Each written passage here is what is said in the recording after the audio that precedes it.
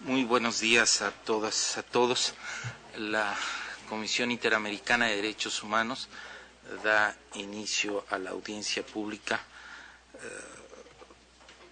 sobre restricciones legales a la libertad de asociación en las Américas. Me acompaña en la mesa la comisionada Rosa María Ortiz. La audiencia pública ha sido solicitada por la Fundación para el Debido Proceso Legal, la Comisión Permanente de Derechos Humanos de Nicaragua, Alianza Ciudadana Pro Justicia de Panamá, Fundación Construir de Bolivia, Perú Equidad, Fundamedios, Red Latinoamericana y del Caribe para la Democracia.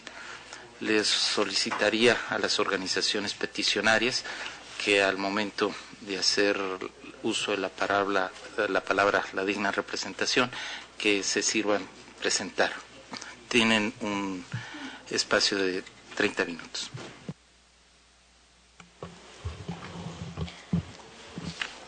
Buenos días, honorables comisionados y comisionadas. Soy Victoria Mato y represento a la Fundación para el Debido Proceso.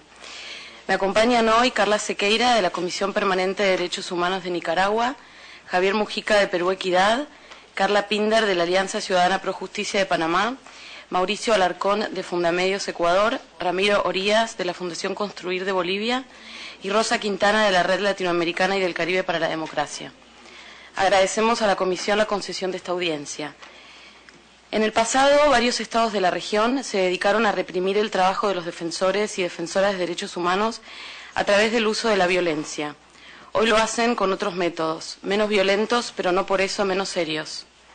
En esta oportunidad queremos expresarle a la Honorable Comisión nuestra preocupación por una creciente tendencia en la región a restringir el funcionamiento de las organizaciones de la sociedad civil. Observamos que los obstáculos son impuestos por gobiernos que responden a ideologías variadas y que a través de legislación vigente, proyectos de ley y prácticas arbitrarias y discrecionales no buscan otro fin que no sea el de poner trabas al trabajo de las organizaciones de la sociedad civil dedicadas al monitoreo, debate y formación de políticas públicas y a la defensa de los derechos humanos. En el informe que presentamos hoy, identificamos 4 categorías de obstáculos al derecho de asociación en la región, claramente violatorios del artículo 16 de la Convención Americana sobre Derechos Humanos. Estos son restricciones para el registro, límites al funcionamiento, obstáculos para el acceso a la cooperación internacional y discrecionalidad excesiva en la imposición de sanciones a organizaciones de la sociedad civil. Entre otras prácticas, detectamos, y mis colegas aquí profundizarán sobre estos temas, que los estados cambian reiteradamente las leyes que regulan el funcionamiento de organizaciones y o las aplican con excesiva discrecionalidad. Esto las coloca en una situación de constante incertidumbre y desconocimiento respecto de la legalidad de sus actividades. En otros casos, los trámites para el registro de organizaciones son engorrosos, costosos y discriminatorios, y las razones para aplicar sanciones administrativas o solicitar información privada, arbitrarias y excesivas. Muchas organizaciones de la región y sus miembros viven bajo la amenaza constante de un nuevo proyecto de ley, nuevo decreto o medida administrativa que interponga barreras a su labor de participación y supervisión de políticas públicas y defensa de derechos humanos, que si bien a veces no se materializa, sirve sin dudas para intimidar a sus miembros, a los donantes y a la sociedad en su conjunto. Observamos y nos preocupa enormemente que esta situación coloca a los defensores y a las defensoras de derechos humanos en la obligación de tener que dedicar los recursos humanos y financieros con los que no cuentan para responder a las arbitrarias demandas de estados, que en lugar de reconocer y promover el rol de las organizaciones en la formulación y supervisión de políticas públicas y protección de derechos, se dedican a perseguirlas. Consideramos, y esperamos que así también lo entiendan los honorables comisionados y comisionadas, que estas prácticas y barreras legislativas representan una violación a los principios de la democracia participativa y la gobernabilidad en la región. Felicitamos a la Comisión por la reciente publicación del segundo informe sobre defensores y defensoras de derechos humanos, que tiene una sección especial sobre este tema.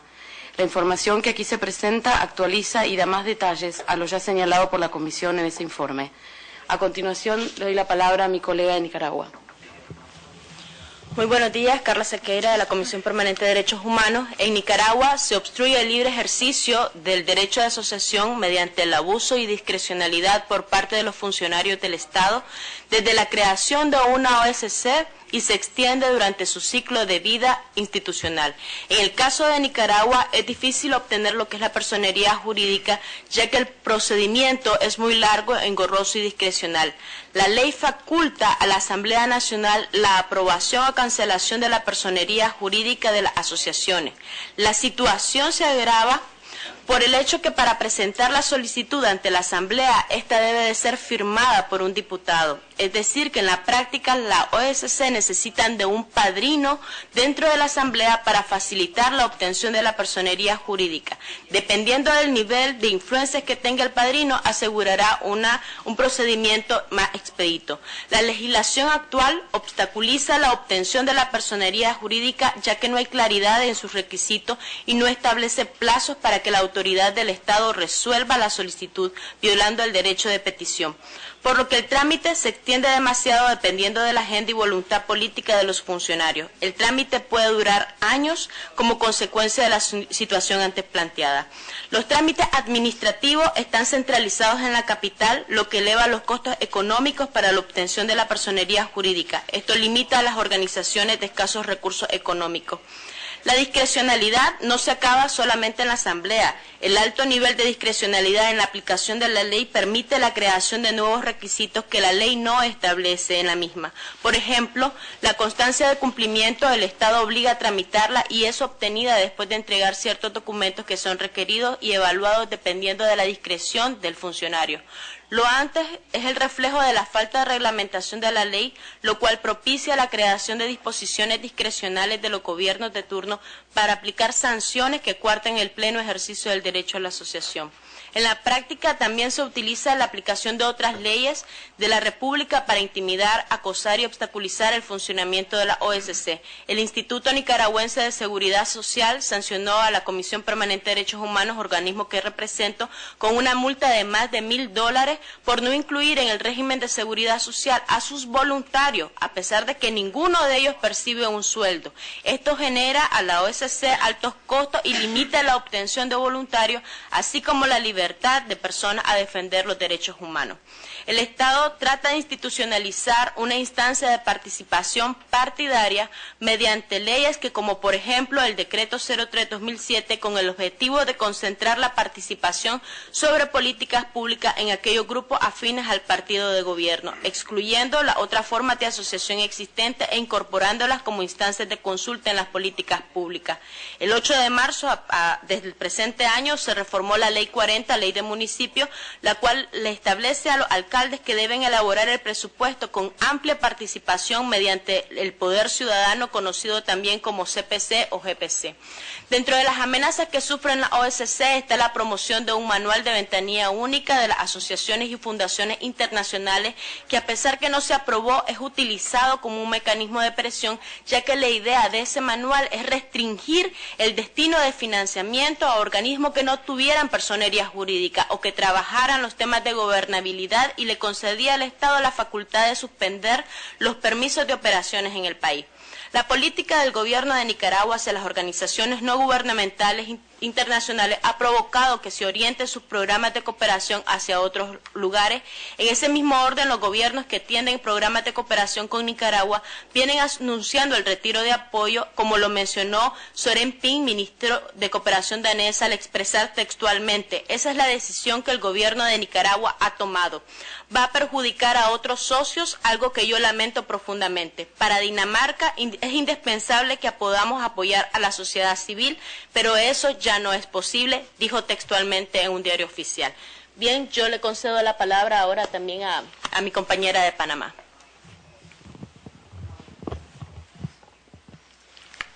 La tendencia en Panamá, no solo con el actual gobierno, sino desde gobiernos anteriores, es la restricción y regulación discrecional de la libertad de asociación.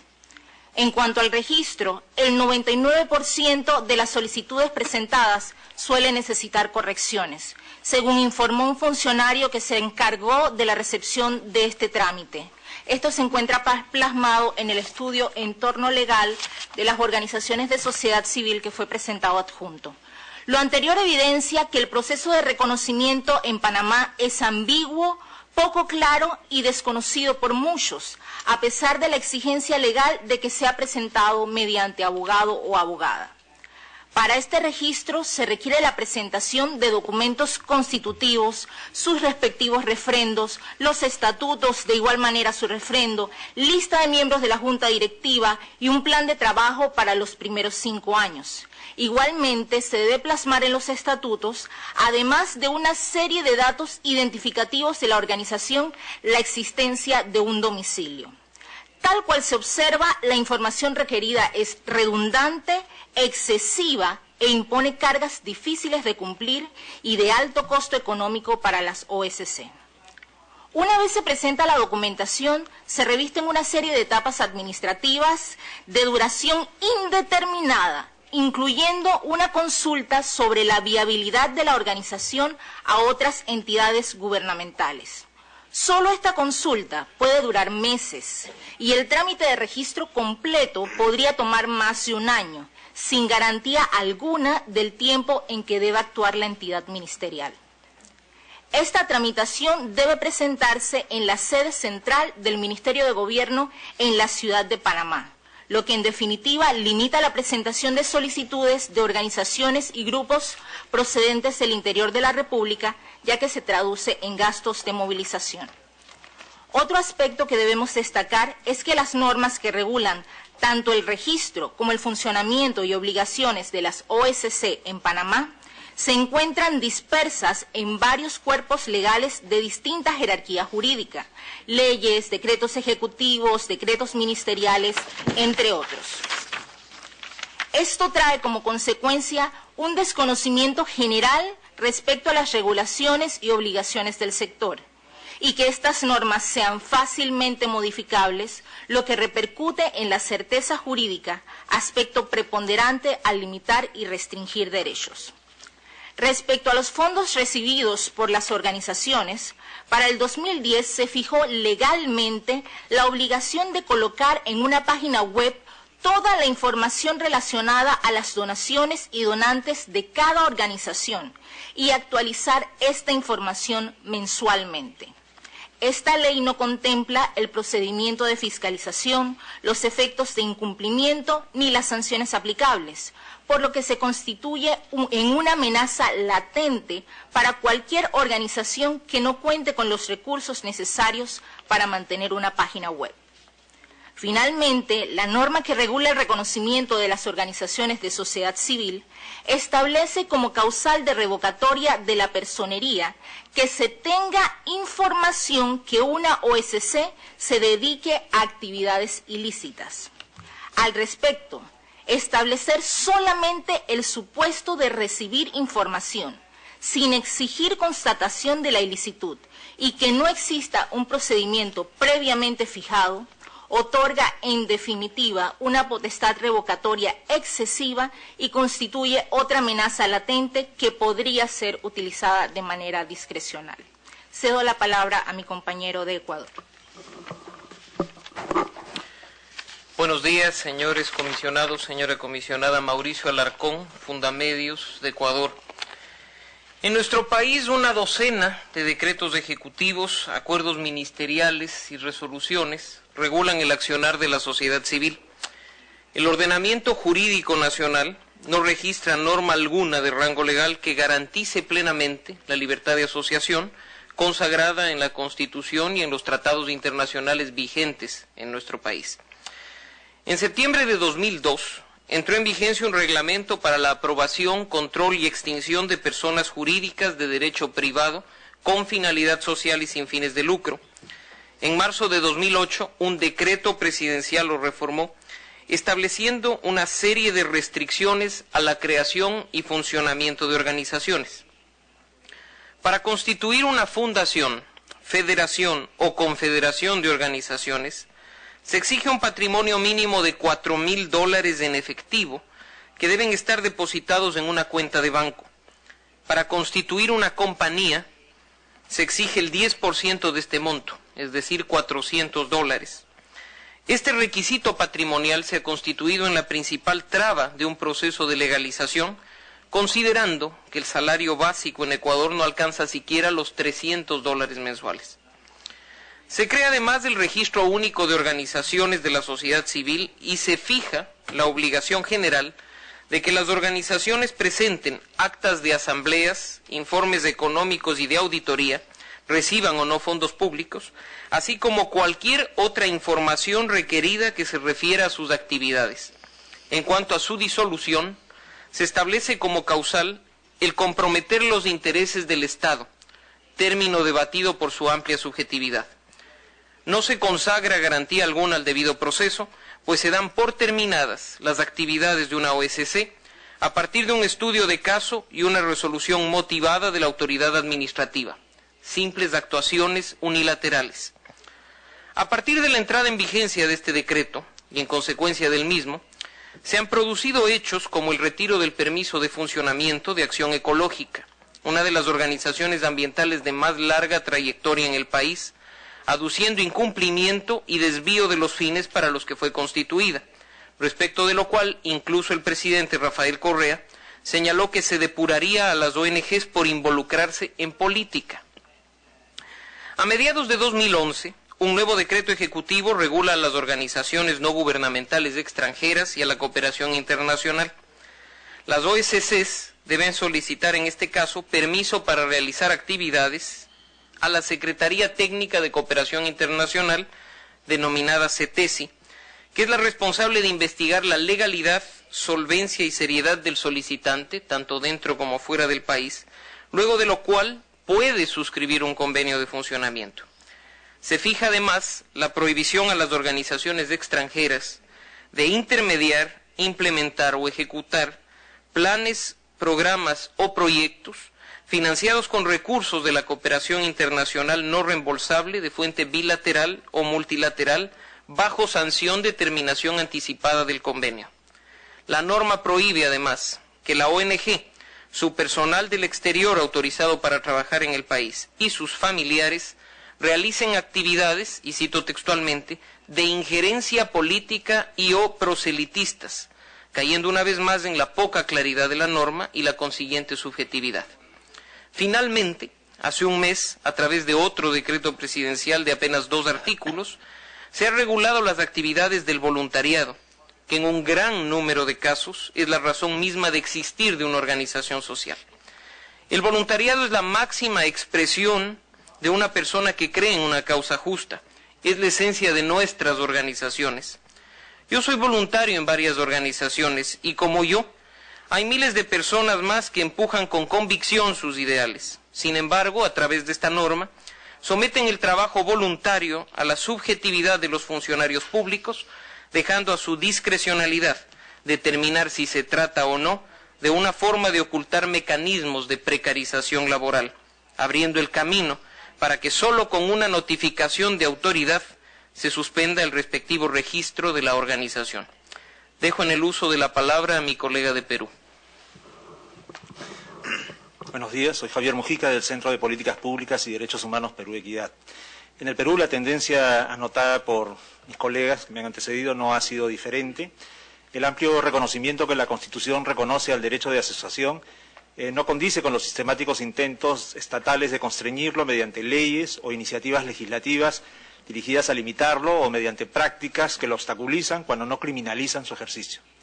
Las OSC, las organizaciones de la sociedad civil, no constituyen en el Perú un tipo especial de persona jurídica. Las que adoptan la forma de una ONG deben inscribirse en un registro a cargo de la Agencia Peruana de Cooperación Internacional, APSI, registro que sin embargo no es obligatorio para las que aspiren, sino para todas las ONG, sino solo para las que aspiren a la devolución de los impuestos pagados en la adquisición de bienes o con recursos de la cooperación. Nuestras leyes impiden la denegación ex ante de dicha inscripción y si se presumen indicios de un actuar ilícito, solo corresponde la aplicación ex post de las sanciones correspondientes. El Ministerio Público, no obstante, puede demandar su disolución si sus actividades o fines se presumen contrarios al orden público o las buenas costumbres. En su caso, la APSI puede también imponer sanciones administrativas cuando corresponda. Este es el contexto en el que durante años las OSC peruanas, y en especial aquellas que interpelaron de forma visible las políticas gubernamentales, han debido encarar sistemáticos intentos de fiscalizar y o controlar sus actividades. En diciembre del año 2006 se dictó la Ley 28925, que modificó la ley de creación de la APSI, reforzando las funciones de dicha entidad y el carácter obligatorio de los registros administrativos a su cargo. Esta norma fue objeto de diversas críticas, fundamentalmente referidas a las vulneraciones que ella implicaba para el ejercicio de los derechos fundamentales como la libertad de asociación y contratación y el derecho a la privacidad. Interpuesta una demanda de inconstitucionalidad contra esta ley por 8.439 ciudadanos y 30 congresistas, el Tribunal Constitucional la declaró parcialmente inconstitucional en agosto del año 2007. Este fallo declaró que si bien las normas impugnadas otorgaban a la APSI facultades para incidir sobre los términos contractuales de los acuerdos privados celebrados entre las ONGs y sus fuentes cooperantes, por medio de una delimitación de temas y ámbitos de cooperación que debían sujetarse a las prioridades del sector público, tales prioridades solo podrían asumirse como obligatorias cuando se tratara de recursos de la cooperación técnica internacional gestionadas por el Estado, mas no así cuando se tratara de recursos gestionados desde el sector privado. Caso este último, en el que las prioridades de la Administración solo tendrían un carácter indicativo. Esta decisión del Tribunal Constitucional, promovida por miles de ciudadanos, no contuvo, sin embargo, los intentos dirigidos a restringir el ejercicio del derecho de asociación en el Perú. El año 2009, un nuevo proyecto de ley fue aprobado por la Comisión de Relaciones Exteriores del Congreso, pretendiendo incrementar nuevamente las restricciones a la cooperación internacional. Dicho proyecto estableció que la implementación de actividades que fueran tipificadas, y abro comillas, como de carácter público, sometían imperativamente a las ONGs al control de la APSI, aunque tales actividades derivaran de acuerdos privados sin intervención del Estado. Estas actividades de carácter público, incluían iniciativas como la promoción de reivindicaciones de carácter social, identidad cultural o la protección de los derechos humanos.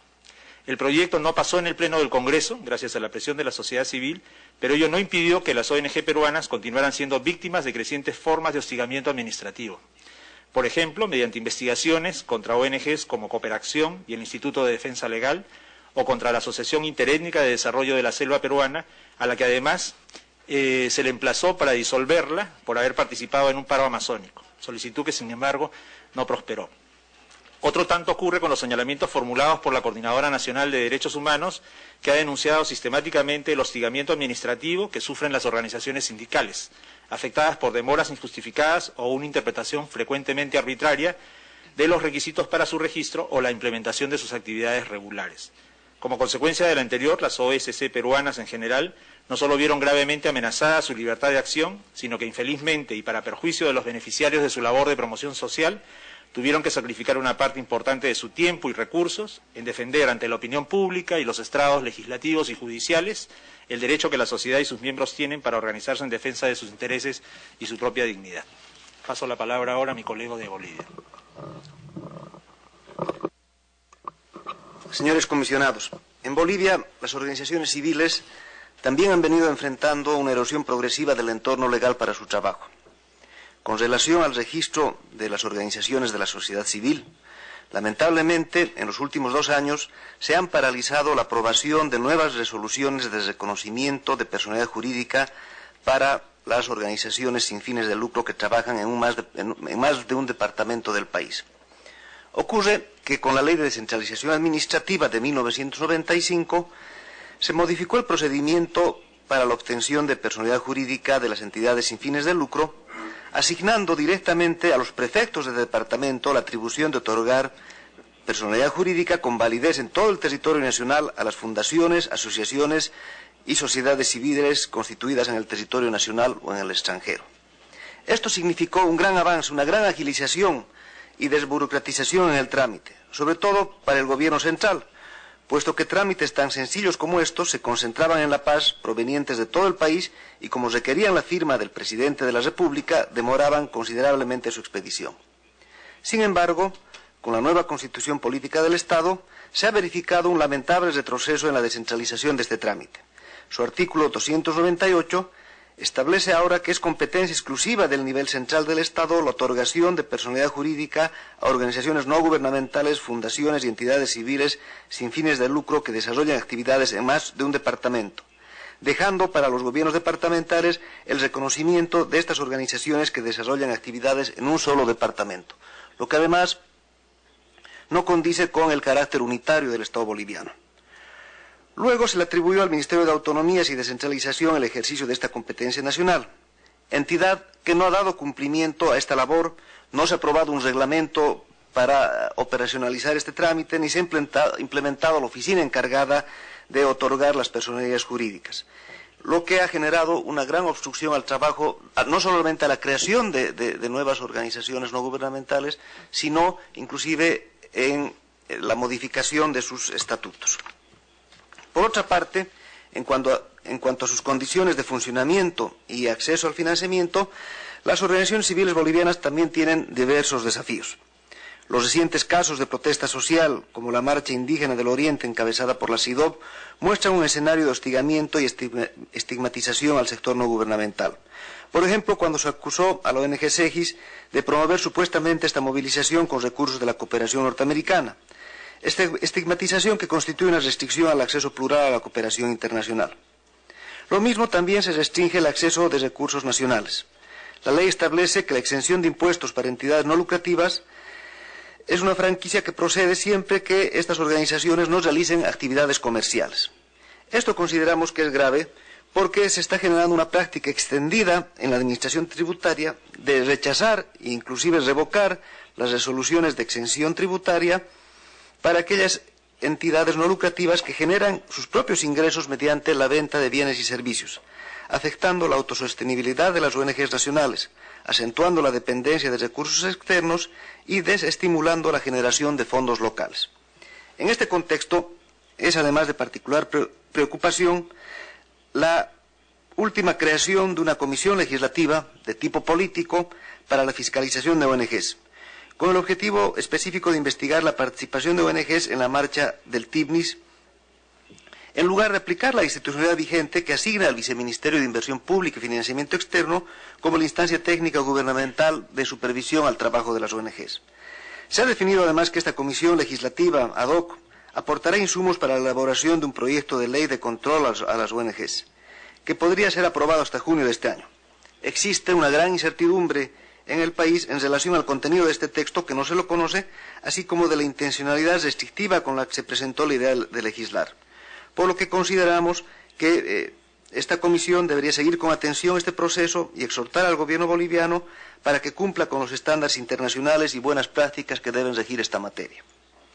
Con esto paso la palabra a nuestra colega del Uruguay para que presente nuestras peticiones. Red Latinoamericana y del Caribe para la Democracia, Rosa Quintana, Uruguay.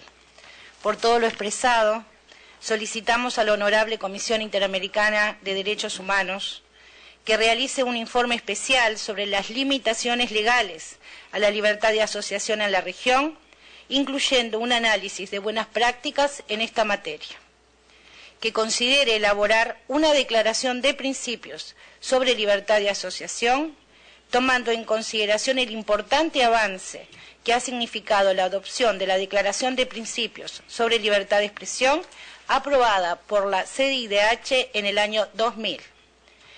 Que las visitas in loco, tanto las que realiza la CIDH en pleno como las que realiza a través de su Relatoría Especial de Defensores y Defensoras de Derechos Humanos, incorpore en su agenda un análisis sobre las actuales limitaciones a la libertad de asociación, con la atención especial en la regularización del ciclo de vida de las organizaciones de la sociedad civil, la protección especial que debe otorgarse a los defensores y defensoras de todos los derechos humanos, el legítimo papel de las organizaciones de la sociedad civil en defensa y protección de los derechos humanos y en la participación en el proceso de diseño, implementación, monitoreo y evaluación de políticas públicas en general, el derecho a solicitar, recibir y utilizar financiamiento de la cooperación internacional de cualquier fuente lícita, que promueva y apoye al Consejo Permanente de la OEA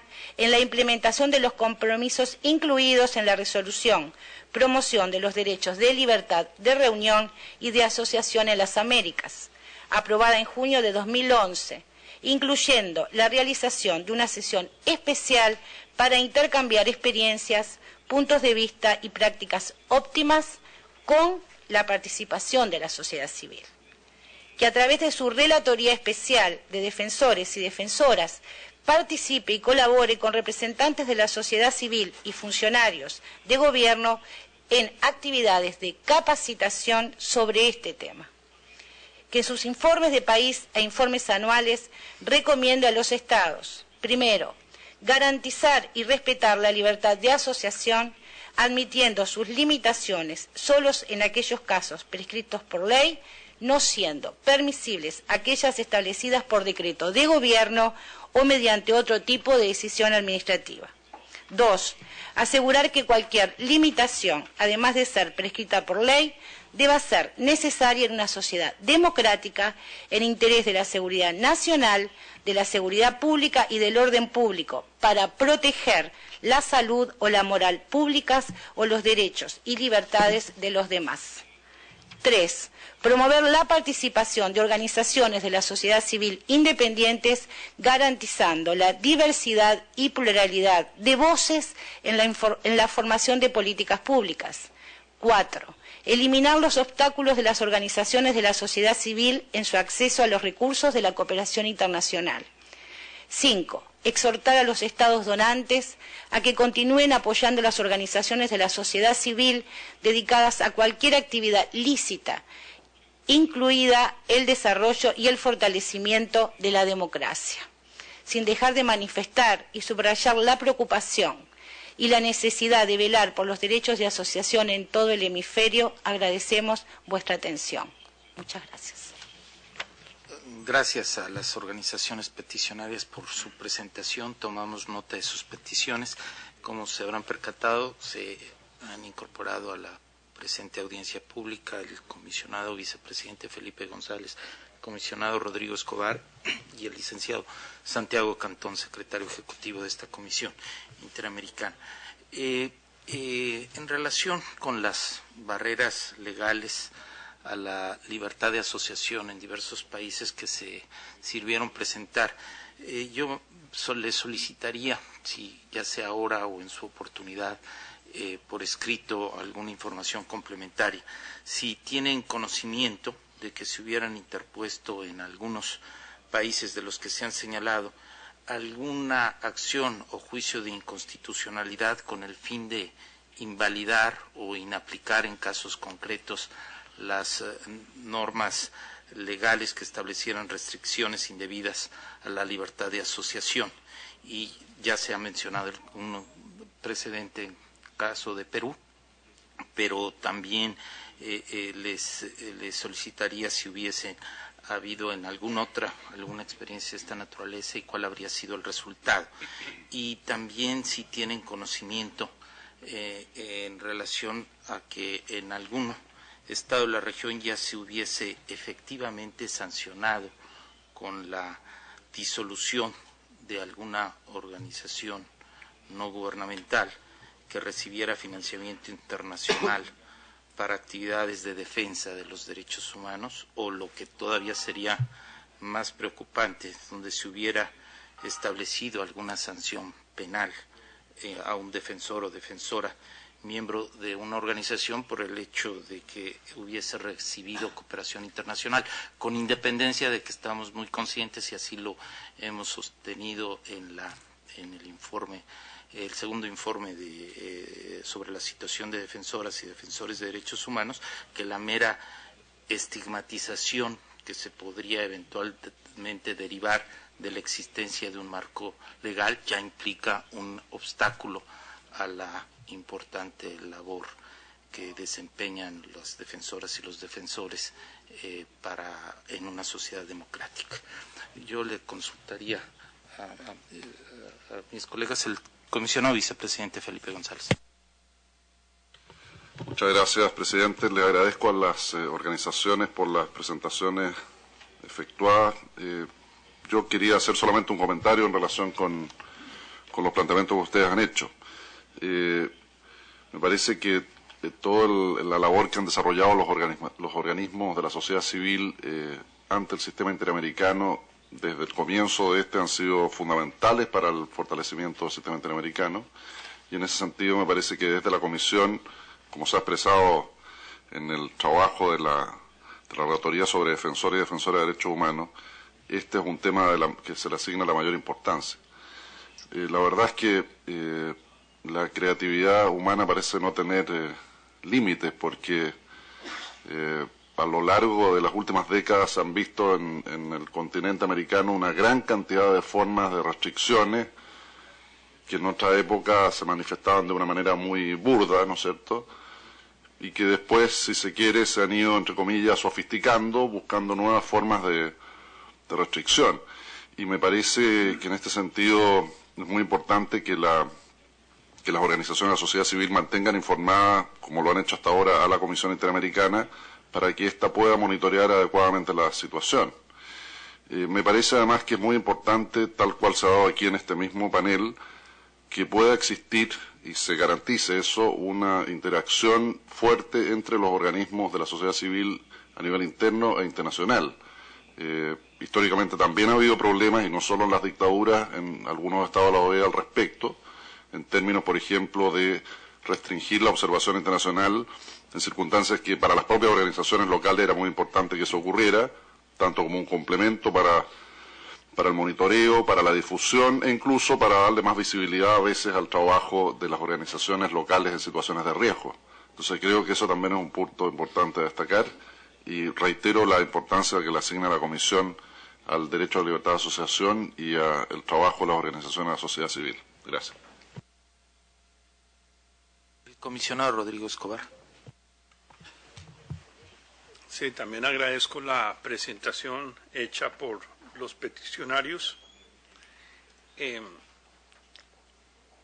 Aquí yo creo que lo esencial es identificar malas prácticas a efectos de fortalecer el sistema democrático y fortalecer el sistema de garantías constitucionales. Por eso me parece muy importante la pregunta formulada por el presidente, el doctor Jesús Orozco, relator para defensores y defensoras de derechos humanos, porque frente al abuso por parte del Estado en el tema de las libertades personales, la contrapartida democrática son los controles jurisdiccionales. Y así como hay malas prácticas en la región, en Ecuador, en Bolivia, en Perú, en Panamá y Nicaragua, que son preocupantes, también hay buenas prácticas. Podría ser en esos países o en otros países de la región que puedan servir de referente. E indudablemente el derecho a la libertad de asociación solo puede ser regulado por ley. Entonces, por eso resulta muy preocupante lo que nos comentaban de la situación del Ecuador, en donde la libertad de asociación está siendo regulada a través de decretos por parte del gobierno. Sin embargo, hay unos controles democráticos y unos controles jurisdiccionales para demandar ante la jurisdicción constitucional ese tipo de decretos por falta de competencia de quien profiere ese tipo de regulaciones. Y ahora bien, dentro de la acción del Estado y de las autoridades públicas dirigida a la consecución de unos fines que pueden ser legítimos, normalmente producen regulaciones que son inconstitucionales, que afectan las libertades democráticas, que suponen obstáculos y barreras a la libertad de asociación, ya sea para la constitución de asociaciones o para el funcionamiento de esas asociaciones. Sin embargo, allí existen controles constitucionales, acciones públicas de inconstitucionalidad en donde, así como hay malas prácticas, pueden haber buenas prácticas y, digamos, ese es el instrumento y la garantía que tienen las organizaciones de la sociedad civil para hacer respetar esos derechos.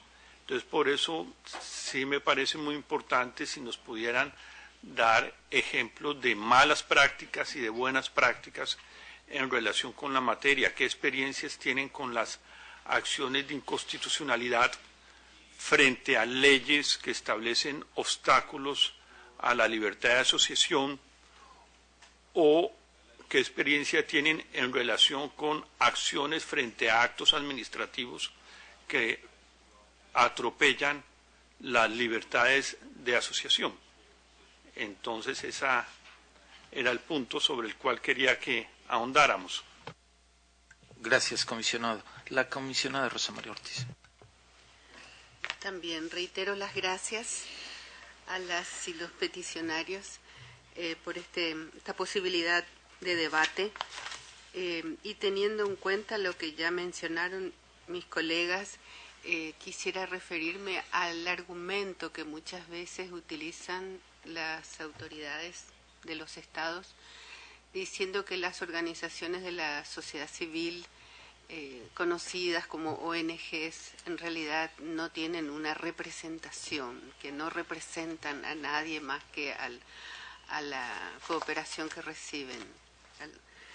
Y entonces, a la vez de agradecer por toda la información que nos están dando y que ayuda a generar este debate en el seno de la comisión, me gustaría si nos pudieran también dar más información sobre cómo limitan estas restricciones a las organizaciones de base, cómo afectan estas mismas medidas a esas asociaciones pequeñas, si eso puede ser parte también de la información que recibimos. Gracias.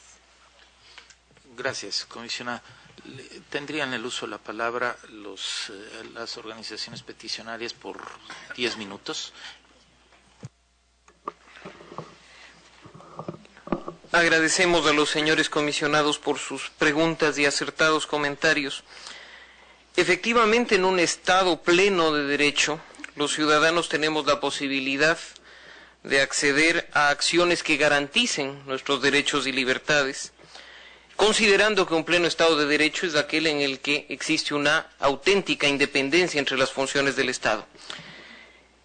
Producto del decreto 982 expedido en marzo de 2008, precisamente la organización afectada, que fue mencionada en mi exposición, Acción Ecológica, con el respaldo de un grupo de organizaciones que formamos parte de un colectivo de OSCs en Ecuador, presentamos una acción de inconstitucionalidad ante la Corte Constitucional para el periodo de transición, y pues han pasado 4 años sin que haya resultado alguno, considerando que cuando ciertas autoridades del Estado presentan acciones similares, la Corte llega incluso a despachar y a dictar medidas cautelares en tiempos récord de 3 días.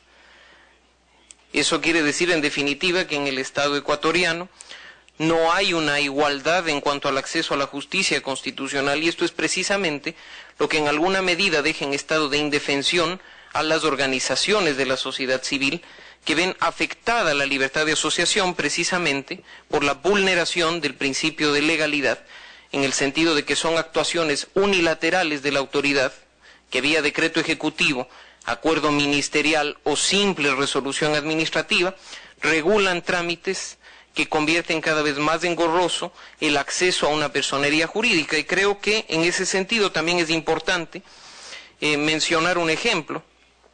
Hace aproximadamente 3 semanas, un operativo llevado adelante por el Ministerio del Interior del Ecuador dio con la captura de 10 personas supuestamente consideradas peligrosas para la seguridad del Estado, porque planificaban, según las declaraciones de los funcionarios, un atentado contra la democracia del país. En declaraciones del ministro del Interior, este grupo fue denominado subversivo por no tener personería jurídica. Es decir, que en la práctica, si bien la Constitución reconoce a las organizaciones de hecho y les otorga prácticamente similares condiciones a aquellas que tienen personería jurídica, en la práctica las autoridades califican de subversivas a las organizaciones que por A o B circunstancias no han podido acceder por estas trabas a tener una personería jurídica como tal.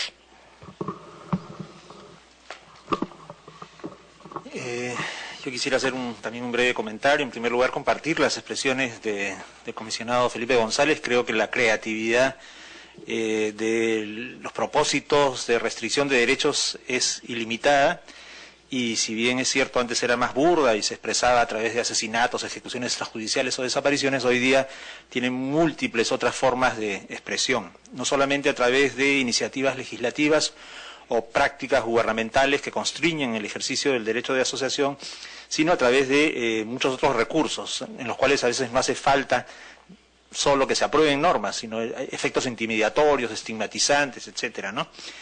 Creo que esto afecta no solamente a las organizaciones no gubernamentales, sino afecta en general también a las organizaciones sociales de base.